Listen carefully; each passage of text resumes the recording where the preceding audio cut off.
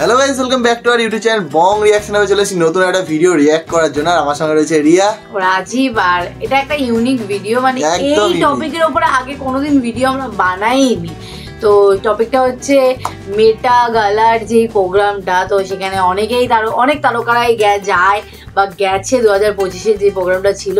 তো তাই নিয়ে ভিডিও, তারা কিরকম ড্রেস পরে গেছে, কত কত বলতে গেলে, তো তার উপরে একটা ভিডিও ছোট্ট। আর যে চ্যানেলের থেকে ভিডিওটা নিয়ে এসেছি, তো সেই চ্যানেলের আগে অনেক ভিডিও দেখেছি, তারা বেশ সুন্দর সুন্দর মজাদার আকারে ভিডিওগুলোর ক্রিয়েট করে, তো বেশ ভালো লাগে। তো চ্যানেলের নাম আর অরিজিনাল ভিডিওটা সবকিছুই ডেসক্রিপশনে দেওয়া আছে, তো তোমরা কি অরিজিনাল ভিডিওটা চেক আউট করতে পারো, চ্যানেলটাও চেক আউট করতে পারো, ওখানে অজস্র ভিডিও দেওয়া আছে। তো চলো বেশি দেরি না করে আগে দেখে নিই।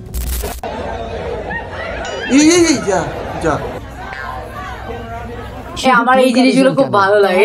শাহরুখ এবার মেট গালাতে যেভাবে কাঁপালো, আপনারা টাস্কি খেয়ে যাবেন তার আউটফিটের প্রাইস শুনলে।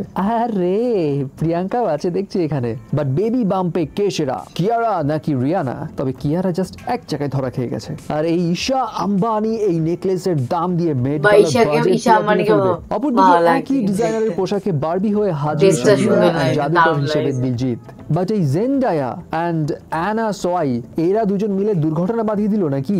কপি কে কার করলো? অ্যান্ড এবারের মেট গালা অনেকটা বলিউড ভার্সেস হলিউড টাইপ হয়ে গেছে, যেখানে অনেকেই হাজির অস্থির অস্থির গেটআপে। কে কি পড়লো এবং কার দামে কে ঝড় তুললো, লেটস হ্যাভ আ লুক। প্রথমে আসি শাহরুখ খানের কাছে। সব্যসাচীর গেটআপে মেট গালাতে ডেবু মেরেই শাহরুখ পুরো ফাটিয়ে দিয়েছে। কেউ বলছে ডন ডন লাগছে, তো কারো কাছে জ্যাক স্প্যারোর মতো লাগছে, বাট কিং লাগছে। হাতে ছিল শাহরুখের বেঙ্গল টাইগারের লাঠি, অ্যান্ড ঘড়ি যেটা পড়েছে সেটা পুরো বিশ্বে আছে মাত্র 15 পিস, দাম 7 কোটি টাকারও বেশি। কিন্তু শাহরুখের দামের কাছে প্রিয়াঙ্কার এক গলার নেকলেসের দাম কিছুই না। বুলগারি ব্র্যান্ডের এই গ্রিন এমারাল্ড নেকলেসের প্রাইস অ্যারাউন্ড $10 মিলিয়ন, মানে 100 কোটি টাকা।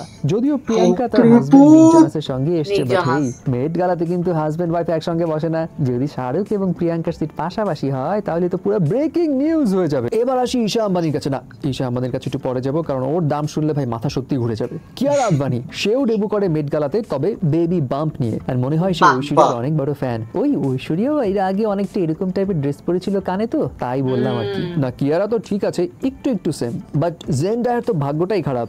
একই ইভেন্টে জেন্ডায়া এবং অ্যানা সোয়াই হুবহু একই ধরনের গেটআপে হাজির, যদিও ডিজাইনার আলাদা। এখন কোইন্সিডেন্স নাকি অ্যাক্সিডেন্ট কে জানে। অ্যাক্সিডেন্ট তো কিম কার্দাশিয়ান ঘটাতেই নিয়েছিল, পোজ মারতে গিয়ে হোঁচট খেয়ে। যদিও তার পড়ে যাওয়া দেখতে অনেকেই আগ্রহী ছিল, বাট এই যে পোশাক পরেছে না, হাঁটাই তো মুশকিল। এখন কিম যখন আছে, বাকিগুলো নিশ্চয়ই আছে। আর আনফরচুনেটলি এবার কাইলি এবং কেন্ডাল, তাদের দুজনের আউটফিটটা অনেকের কাছে বোরিং লেগেছে। ইভেন কেন্ডালের এক্সপ্রেশন দেখে মনে হচ্ছে সে মোটেও হ্যাপি না তার আউটফিটে। বাট বস, কাইলির চেহারার কি অবস্থা?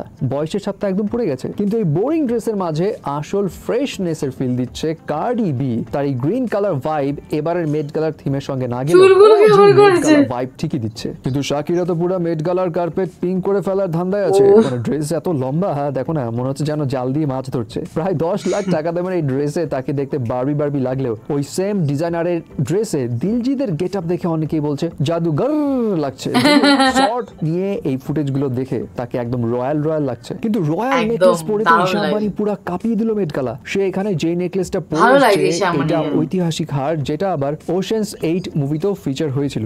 এন্ড এস্টিমেটেড প্রাইস এই নেকলেসের 200 কোটি টাকা।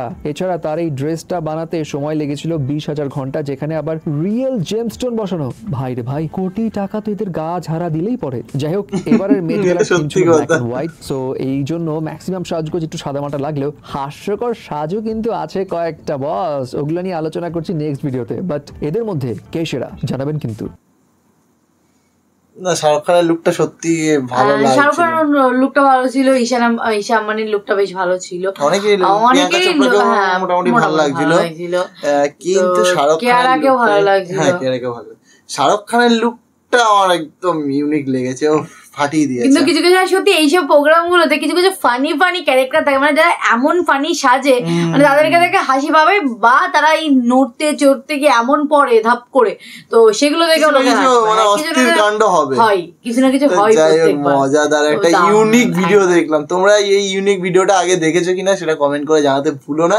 আর যদি না দেখে থাকো তাহলে আমাদের সঙ্গে তো দেখলেই একদম। আর তার সাথে আরো একটা কথা, যে এই যে নাটক বাদ দিয়ে আমরা বিভিন্ন টপিকের উপরে ভিডিও আনছি, তার সাথে মানে সেগুলো দেখে দেখে তোমাদের কেমন লাগছে সেটা কমেন্ট করো। আর নাটক ছাড়া তোমরা কি কি ভিডিওর উপর রিয়াক্ট চাইছো সেই ভিডিওগুলো আমাদের সাজেস্ট করতে পারো, সেই ভিডিওর লিঙ্কও আমাদেরকে প্রোভাইড করতে পারো, তাহলে আমাদের আরো বেশি সুবিধা হবে। তো তাহলে আমরা সেই ভিডিওগুলো নিয়ে আসবো একদম। তো চলো দেখা হচ্ছে নেক্সট ভিডিওতে, ততক্ষণের জন্য টাটা।